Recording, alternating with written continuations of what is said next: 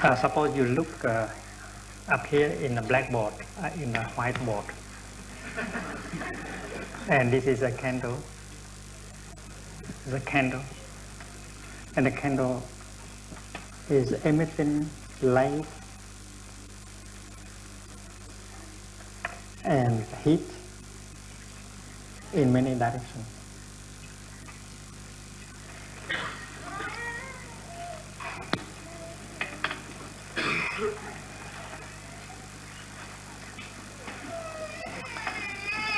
And this candle may take 5 hours, 7 hours to burn to the end, right? And after all the wax is gone,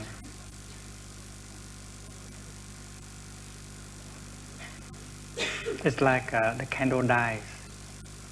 You think that the candle will go somewhere after it dies?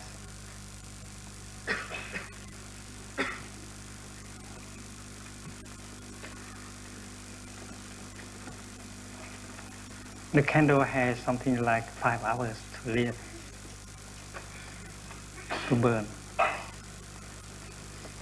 And do you think that after it has burned to the end, it will go somewhere or not?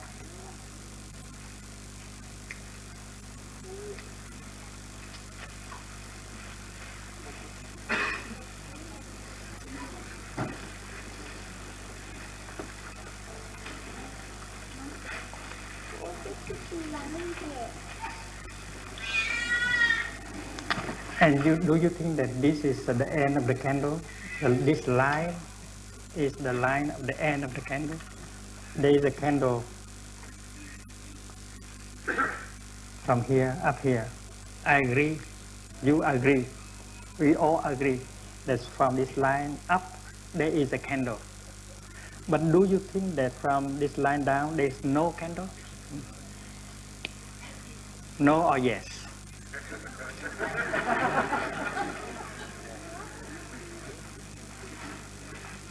It seems that as you are a Buddhist, you have to believe that there is something after you die. And if you are a Christian also, you have to believe that after you die, there's something that will go somewhere. In the candle, in the case of the candle, do you think that there is something left after the candle has burned itself completely? Who said yes? Not too many. Who said no? There's no more candle after. Many people are not decided.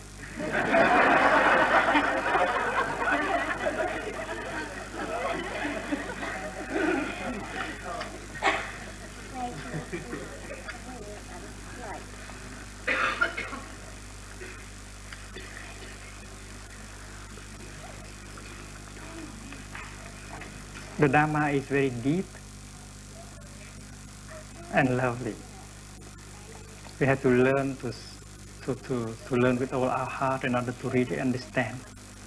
The question, where shall we go after we die, is a good question.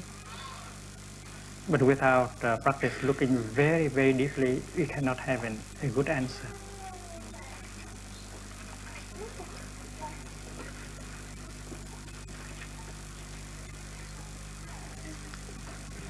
Look at this candle.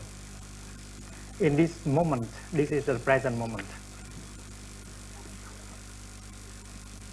This line is the present moment.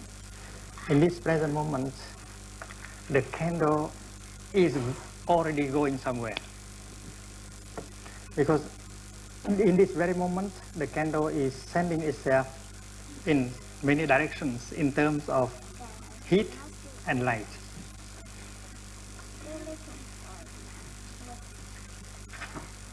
So the candle is going in this very moment. It does not need to arrive here in order to go somewhere. You the same. You are the same. In this very moment, you are going somewhere.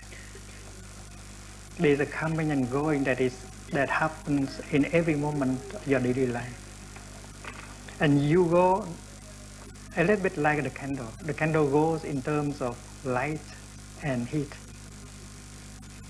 And you go in terms of thought, speech, and physical movement.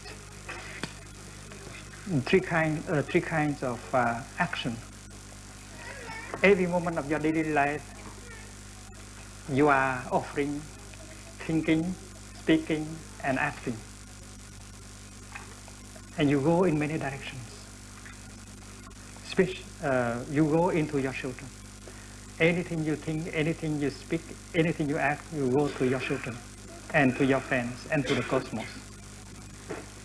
And that is called karma action. We are spending ourselves, we are going.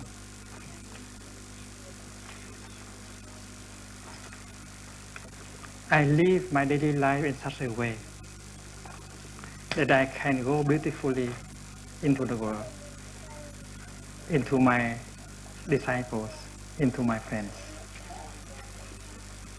I want to think beautiful thoughts, the thoughts of loving kindness, the thought of compassion, the thought of understanding, the thought of love. And every time I have a thought, I offer myself to you, to my disciples, to my friends, and to the world. That is going. That's my continuation.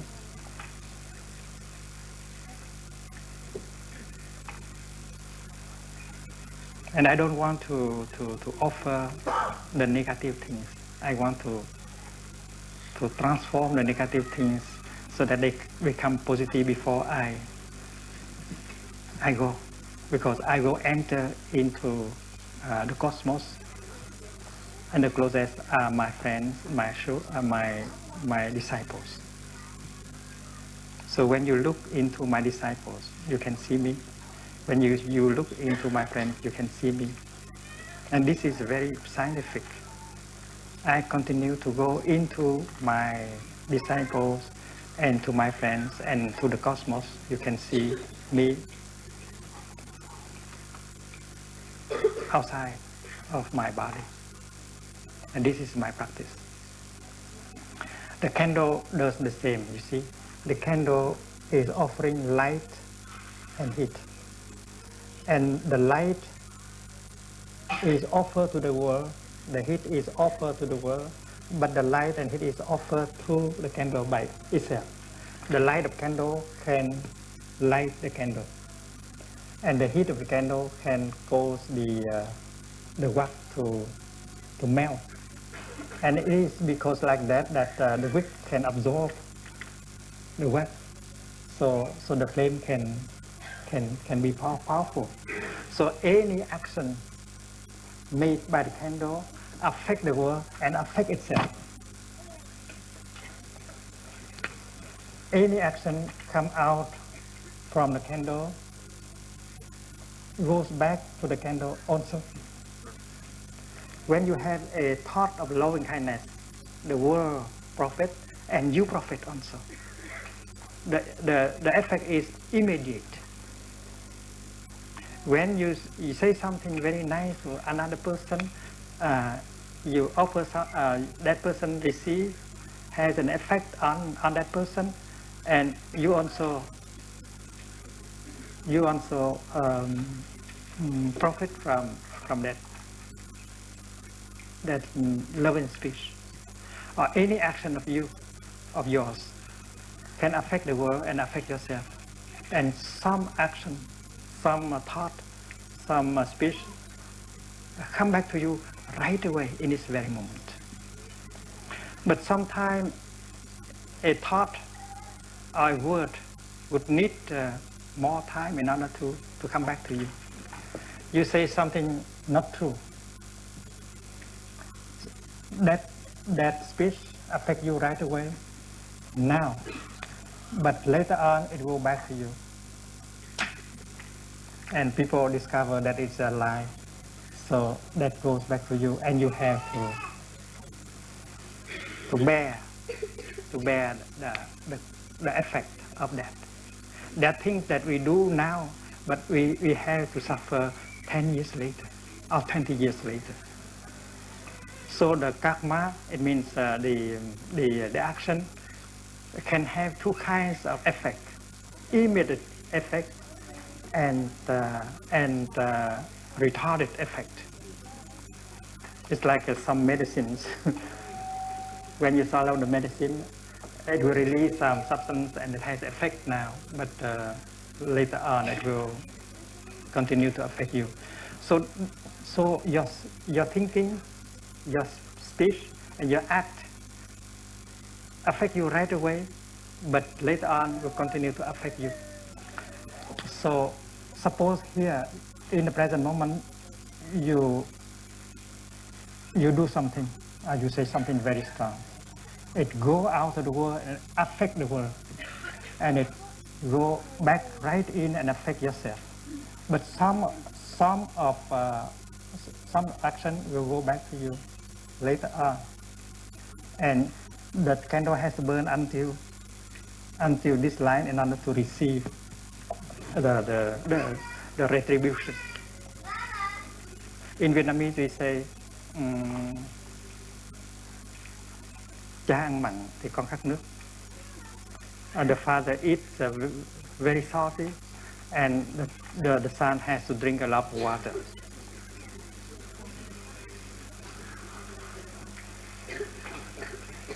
So whatever you do, you think and you speak now will have an effect right now and will have effect later on. And suppose you do something very strong and you have an effect here. If your son will have to get the retribution, because your son is your continuation. Your son is the most visible retribution. Your son is the most visible continuation of yours. Or your daughter. Your daughter is one of the most visible continuation of yours. And it is you. Your son is you. Your daughter is you. Your disciple is you. Your friends is you, because you have been going to them every day. So I can see my continuation not only in this body, in this consciousness, but I can see my continuation in my disciple, in my friends, and in the world. You see, I have written a number of books, and some of my books go very, very far, and it is affecting the people who are ready. I have offered many wholesome thought, many insight in my books, and some of the books go into prison, into the prisons, and prisoners have been reading and practicing, and I am in prison because I like to be in prison in order to be helpful. So there are many prisoners who are my continuation, and there are Catholic monks and Catholic nuns who live in cloisters, and they have read my book, and they have written letters to me. They were able to release some of their views. They feel much lighter, and I am continued by them. So I can see me continued in many forms. So when at this point, when you don't see my body anymore, you say that Thich is no longer there. That's not true. Thich is there, but you have to get the eyes of sightlessness in order to recognize him. It's like when the cloud has become rain, the cloud is not lost, and you can recognize the cloud in her new form, the rain. So when you don't see Thich in this form anymore, you can recognize Thich's presence, Thich's continuation in other forms, and the most visible is his disciples. Look at the monks, the nuns, and the lay practitioners in Plum Village. You can see Thai, it's not very difficult. The way they walk, the way they smile, the way they cook, the way they sweep the ground, the way they help other people.